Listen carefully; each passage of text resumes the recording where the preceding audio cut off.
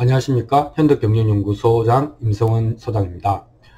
오늘은 불교의 경전이 84,000이나 되는 이유에 대해서 말씀드리도록 하겠습니다. 이게 이제 달을 가리키는 손가락인데요. 손가락은 이제 84,000 법문이고, 달은 이제 진리 아니겠습니까? 근데 이제 손가락이 너무 많은 거죠. 그것 때문에 우리가 혼동을 일으키기도 하고, 이 불법이라고 하는 것이 너무 어려운 것 아닌가라고 하는 고민에 빠지기도 합니다. 오늘은 이것에 대하여 여러분들과 말씀을 나눠보도록 하겠습니다. 불교를 흔히 이제 언어도단, 또 심행천멸 이렇게 표현합니다. 말의 길이 끊어지고 마음 쓸 곳이 없어졌다. 이런 것이 이제 불교의 진리의 표현인데요. 그런데 법문이 84,000이나 되잖아요. 그래서 왜 그런가 하는 의문이 생기기 마련인 것입니다. 여기에 관한 하나의 답은 말로 할 수 없는 것을 말로 하려다 보니까 말이 많아졌다. 이렇게 역설이 되는 것이죠. 말할 수 없는 것을 어떻게든 말로 하려고 하니까 말이 많아졌다. 이렇게 이제 표현할 수 있겠습니다. 그런데 이것도 있고, 이것도 중요한 요소이고, 역사적인 사실도 있습니다. 역사적인 이제 그 이유도 한 몫을 하게 된 것 같습니다. 그것을 말씀드릴게요. 이제 붓다가 이제 80에 돌아가셨으니까 말년에는 이제 붓다 사후에 우리 붓다의 교단이 어떻게 될 것인가에 관한 관심이 많았겠죠. 근데 이제 보통 그때 당시의 전통은 후계자를 지명을 하는 겁니다. 그러면 그 후계자 중심으로 이제 교단이 계속 승계되어서 나아가는 것이죠. 그런데 붓다는 그러지 않았습니다. 그 교단을 만들 생각도 없었고, 종교의 교주가 될 생각도 없었고, 그래서 후계자가 필요하다고 생각하지 않았습니다. 이 일화가 있는데요. 붓다가 이제 나이 들어서 많이 아팠을 때, 혹시 이제 돌아가실지도 모르겠다라고 걱정하는데, 붓다가 이제 앓고 난 후에 아난이 이렇게 이야기합니다. 부처님은 저는 절대로 돌아가시지 않을 거라고 확신했습니다. 그러니까 이제 붓다가 물어보죠. 왜 그렇게 생각했느냐 하니까 아난이 이렇게 이야기합니다. 부처님께서 후계자를 지명하지 않고 돌아가실 리가 없다고 생각했기 때문입니다. 이렇게 이야기합니다. 그런데 이 말에 대해서 부처는 이제 충격을 받습니다. 이런 생각들을 하고 있었구나. 그러면서 그 유명한 얘기를 합니다. 야, 그런 거는 없어. 나는 교단을 만들지도 종교를 만들지도 않을 거야. 그러니까 후계자는 없어. 다만 너희는 법등명, 아등명 해라. 이렇게 얘기합니다. 법이라고 하는 게 부처님의 설법이죠. 내 설법을 등불로 삼고, 또는 진리를 등불로 삼고, 그 다음에 자기 자신을 등불로 삼아서 정진하여 깨달아라. 이렇게 이야기를 합니다. 그러니까 종교적 문법을 거부한 거죠. 그래서 문제가 됩니다. 법이 뭐냐? 그래서 수행해서 깨닫기도 이제 시간이 없는데, 이 붓다가 말한 법이 뭐냐에 대해서 사람들이 비상한 관심을 가지고 정리를 하기 시작합니다. 그래서 크게 보면 니까야, 그 다음에 청정도론, 대승경전, 조사어록 이렇게 있습니다.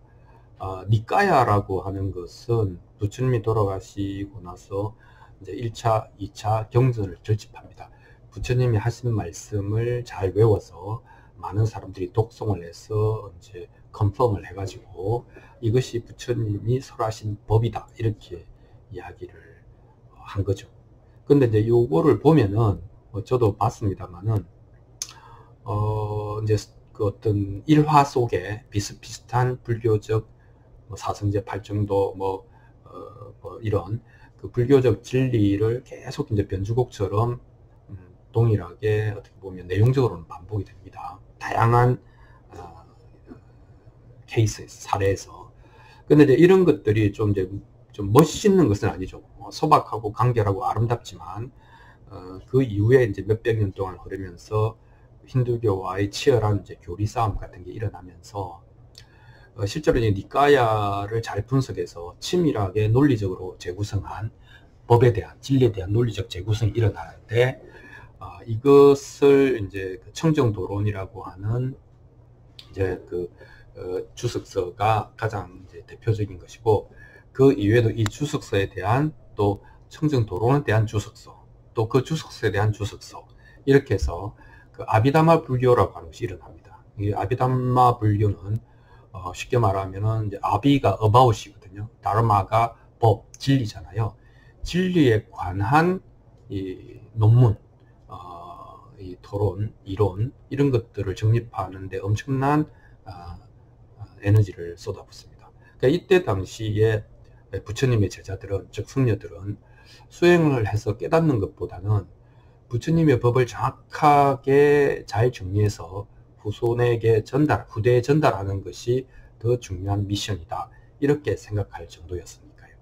그러니까 청정도론 아비달마 불교에 와서는 이 니까야의 소박한 아름다움보다는 치밀한 이론과 굉장히 복잡한 이제 프레임이 만들어지는 것이죠. 그리고 나서 이제 대성불교 운동이 일어나지 않습니까? 대성불교 운동이 일어나면 또 그 대성에 맞는 경전을 이제 만들었어야 되겠죠. 그게 이제 반야경계통, 그 다음에 법화경, 그 다음에 화엄경, 이런 이제 경전들이 만들어지는 것이죠. 사실은 이건 진짜 만들어진 것이죠.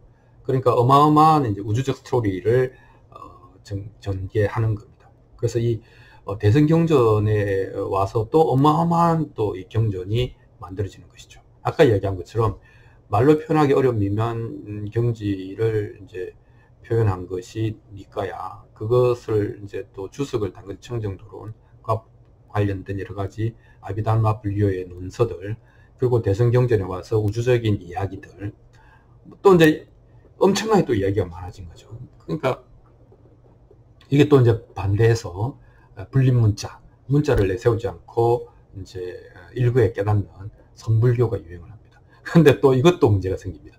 깨달은 또는 어떤 그 깨달음이 깊은 그 조사님들, 선배들이 깨달음에 관해서 이런저런 얘기를 해놓은 게 있습니다.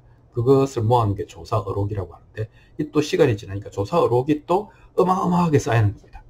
그러니까 불교는 말이나 문자로 이제 헤아릴 수 없는 깨달음을 추구하는 종교이긴 하지만, 역설적으로 그것 때문에 깨달음이란 이런 것이다 라고 하는 이야기를 무수하게 해야 되는 경우가 생겨버린 겁니다. 그래서 니까야, 청정도론, 대성경전, 조사어록에 이르기까지 계속해서 이야기가 생산되는 것이죠. 그래서 또 어떤 쪽에서는 이제 화두를 들고, 정말로 불린 문자 화두 하나 달랑 들고 깨자 하는 것도 있고, 또 이제 중국에 오면은 그냥 연불하자, 아미타 부처님 찾자, 정토종도 생기고, 그 이제 극단적으로 문자를 배제하기 위한 방법론이 생기기도 합니다. 그렇지만 여전히 불교는 이런 것들이 모여서 84,000법문이다, 이렇게 이야기를 하는 것이죠.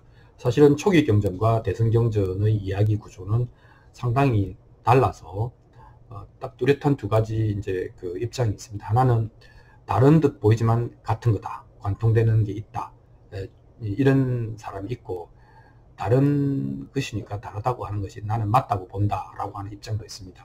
이제 불교를 공부해 보면 처음에는 이것 때문에 대단히 혼란스러워지기도 하지요.